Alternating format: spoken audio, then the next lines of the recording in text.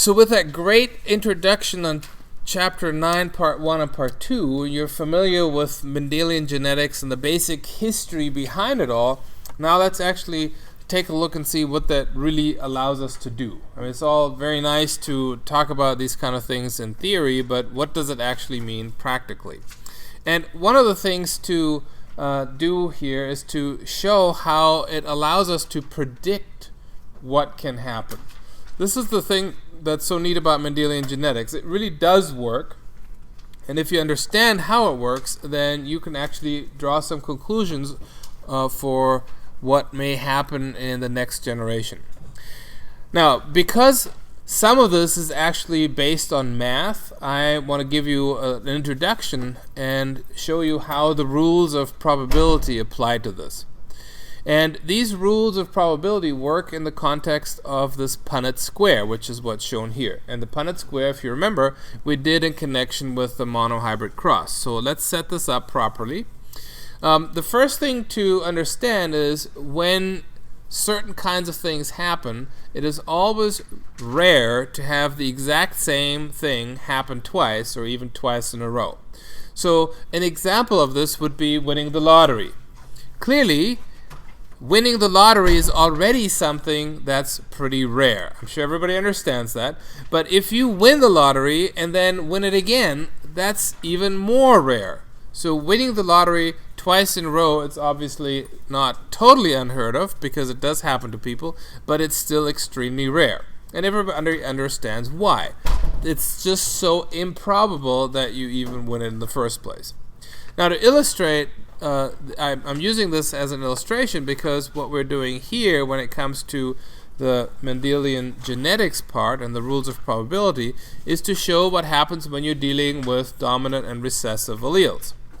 Now, in this case, when we apply probability to genetics, we're going to remember that this is really a multiplication table. And so let's set this up the way Mendelian genetics allows us to do it. So the first thing is to tell you where we are here. We are using the genotypes of the first filial generation. That's our F1. And as you can see here, we're dealing basically with the same things we had with Mendelian genetics earlier. And one of the things we have is a dominant allele. And this dominant allele up here is the big B. It doesn't really matter what it is, whether it's flower color or whether it's anything else. And we have the recessive allele, little b. So in this case, we would say big B is dominant, little b is recessive, and both male and female, they have this, and this is the mating we're going to do. So we're going to cross a heterozygous female, that's the technical term for this, heterozygous, because both dominant and recessive alleles are present, and we're crossing her with a heterozygous male. So both of these are heterozygous. Now, when we form eggs, it's basically like flipping a coin. And if we look at a coin like this, then we can say, all right, flip the coin, and we're going to have heads or tails. And those are the only two options. On the other side, formation of sperm, it's the same kind of thing. We have heads and tails. Again, only two possible options. And so when you write that in, you'll see that in each case, the chance of having heads is half, and the chance of having tails is half. Because it's a coin, it has both of those, and that's the only thing it has. Same thing on the other side. Half and half. Now, if we treat this as a multiplication table, then obviously we multiply from the outside in. That's how you use multiplication tables. And so if we do this here, you can see first of all that we have a new genotype, big B, big B. One of the big B's comes from the male, one of the big B's comes from the female, and if you then multiply that together, this is where you use probability. It's half from the one side, half from the other, and so it's a quarter. Now, a quarter, if you recall, that means it's 25%, so that should be no surprise. And if we just leave out probability, we can reason why we end up with 1/4, because this is one box out of 1, 2, 3, 4 boxes. Right? So whenever we do this kind of thing, we always end up with these results because these chances here are equal, and we only have 4 boxes, so it's always going to be something out of 4. Now, let's fill in the rest. This is the heterozygous offspring, and these are the homozygous recessive offspring. And each time, this is 1 out of 4 boxes, so we always have 1/4 and 1/4, always 25%. But when we do a complete accounting, then we see, okay, this is 25%, big B, 25%, no surprise. Little b, 25%. And then we have big B, little b, that's 25% here and 25% there. So that's actually 50%. More of that in a minute. The main thing is so that you understand how you treat this, and if perhaps you're dealing with a different kind of character, not with coins, but you're dealing with a different kind of big B, it doesn't always have to be 50%.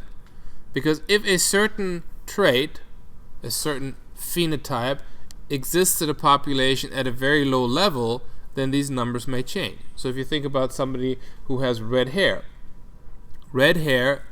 is not in the population at 50%. So in real life, not everything is 50%. But the reason why this becomes important is even if this is perhaps 5% instead of 50, and this is 95% instead of 50, then we can still use this as a multiplication table. So this is going to be important no matter what you're looking for, because in any population there can be multiple of these genes, and for each one of them you can make predictions according to real numbers. So that's why the rules of probability are important. There is a second part to this, and that's where we discuss what happens to these heterozygotes at 50%, because there is a rule of addition to this. If you are looking at the inside of this table, once you've completed it, once you've done your Punnett square, you actually add probabilities for the same things in the table. Now to illustrate that, here it is again, here's that table, and it is these ones, the ones I just brought up, those are the ones that are important, because they are both big B, little b, right? Big B, little b. Even though the big B comes from a different place over here than it does over there. But they're still heterozygous for the condition. And so even though this is 1/4 and this is 1/4, we really end up calling them the same thing. So big B, little b would be 1/4 plus 1/4, which is 1/2. And so it is a 50% chance to be heterozygous, whereas it is a 25% chance to be homozygous dominant, and it is a 25% chance to be homozygous recessive. And you'll find that for most of these situations, the heterozygous individuals are actually in the population at a higher number than either this one or that one.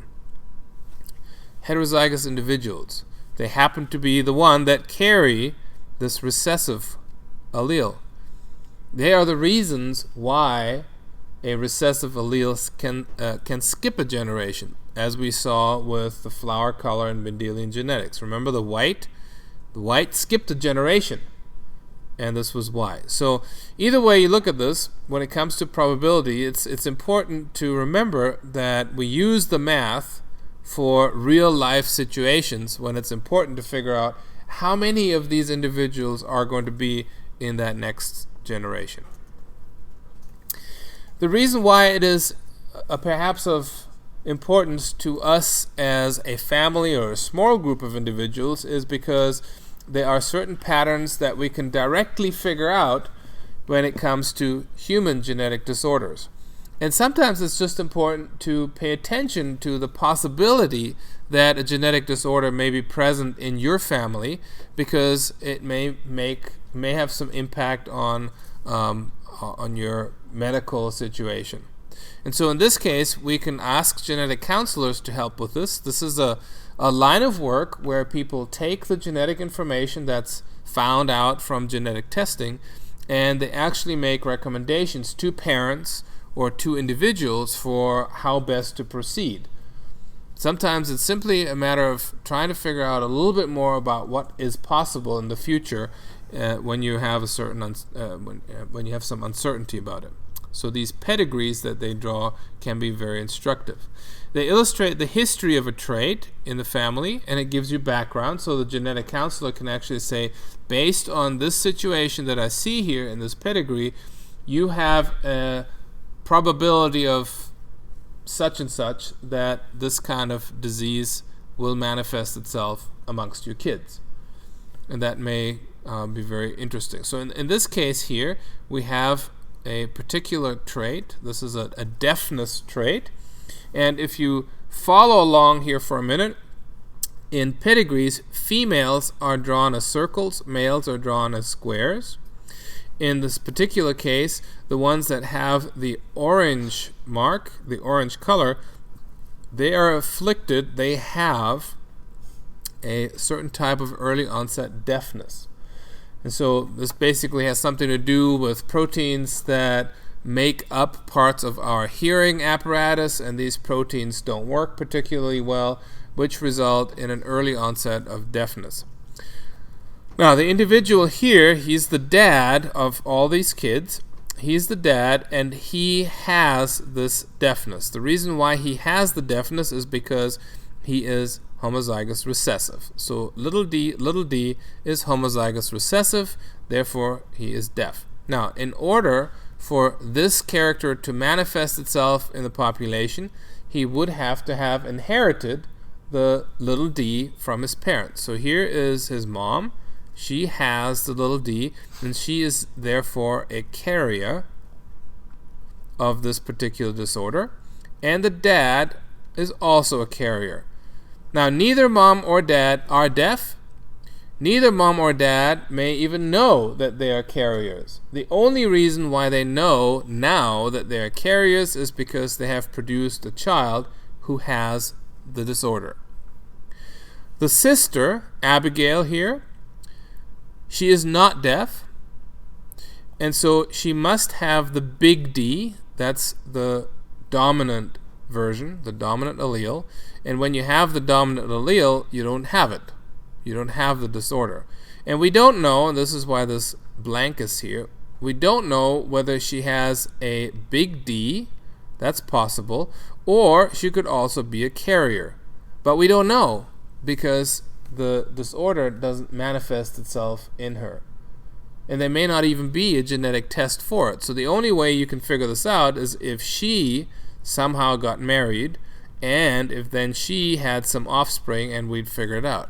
If any of these offspring were to be affected by the disease, then she would be this. And then her husband would also be this, right? So this is how you can trace things. Now, in the case of the wife, in this case, Elizabeth Eddy, Elizabeth married Jonathan, and they produced offspring that did have the disorder. So there is a son and there is a daughter, and both the son and the daughter are homozygous recessive for this disorder. Therefore, they have it. And the reason why they have it is because the mom is a carrier. So once again, you have this carrier, and she may not have known that she's a carrier. How would she, right? In her case, we don't know what her parents were. One of these parents must have carried the little d, but we don't know which. So it's either that this parent could be big D, little d, or this one could be big D, little d. We only know for sure that they can't both have been homozygous dominant, because that little d had to come from somewhere. Could have come from mom, could have come from dad, either one. And so in this case, what you would say is to Jonathan and Elizabeth, if they chose to come to a genetic counselor, well, this is the situation. Based on you having had one child that has the disease, we can tell that A, dad has the deafness allele because he obviously is deaf, so that means we know his genotype. And because they have an offspring with it, that means we know that the mom has it. So, or the mom is carrying it. And so if this comes from dad, that's the only option. And from mom, we can either get this or we can get that. We can work out what the probability is that their offspring will be deaf, right? So think about it. Out of the dad, 100% of the time, you're going to get the recessive allele.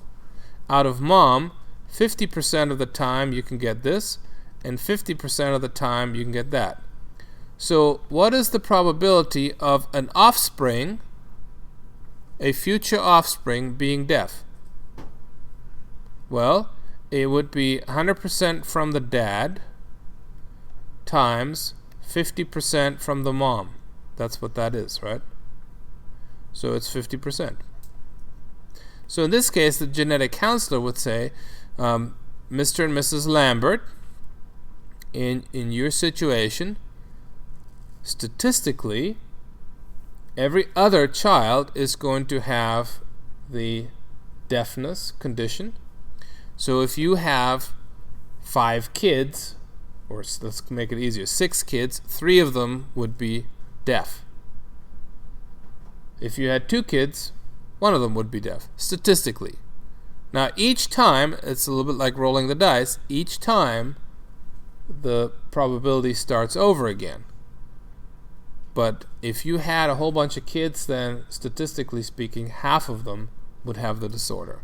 And that's how this kind of calculation can impact perhaps some of the decision making. So at the very least, you're going to have your kids, and for each child you're going to watch and see if there are symptoms, and as soon as you have these symptoms, in order to assure their normal development, you would then try and put some kind of hearing aid on, or have an implant or whatever.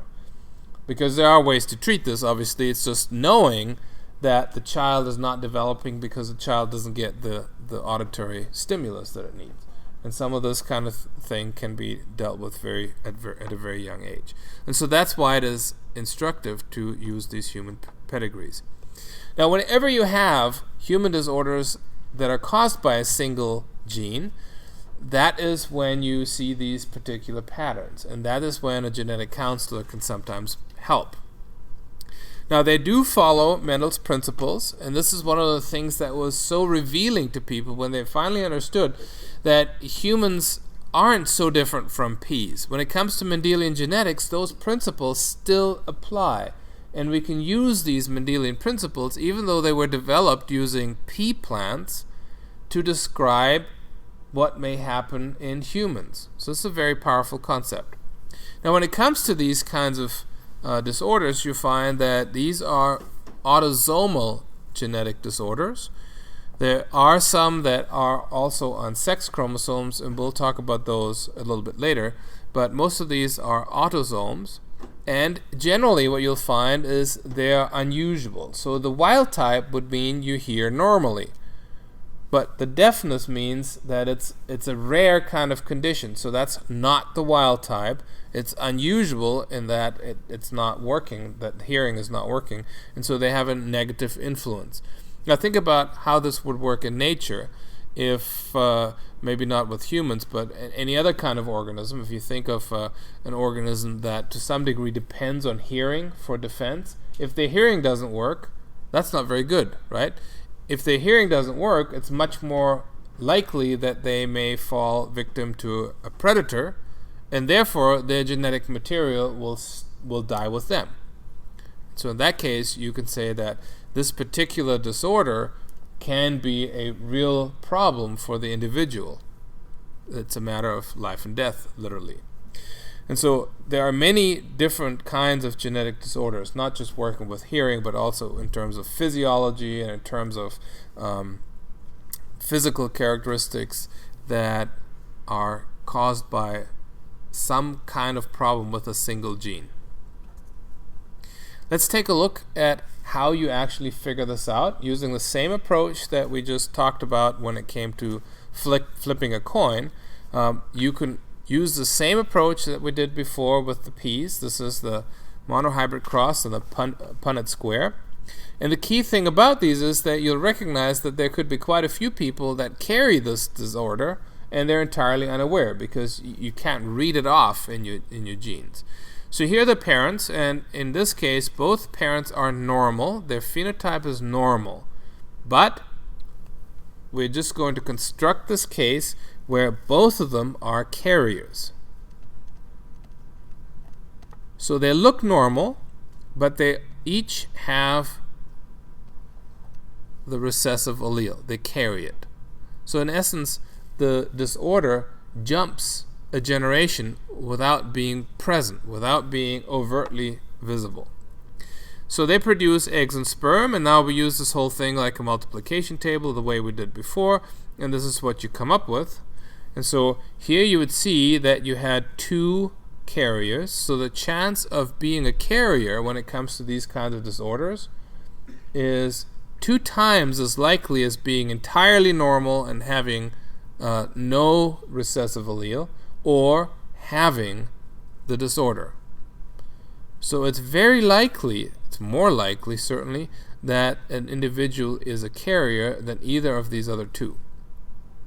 And of course, since this condition, the heterozygous one, is twice as likely as any of the others, that's how these kinds of disorders survive in a population. I mean, if it's such a bad thing that obviously with hearing you might fall victim to a predator, why does it still exist? It exists because it can hide.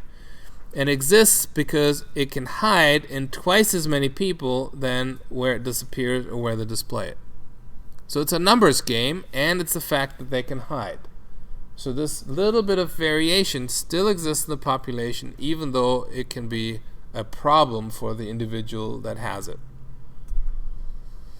Okay, so that is the first part. This is part 3.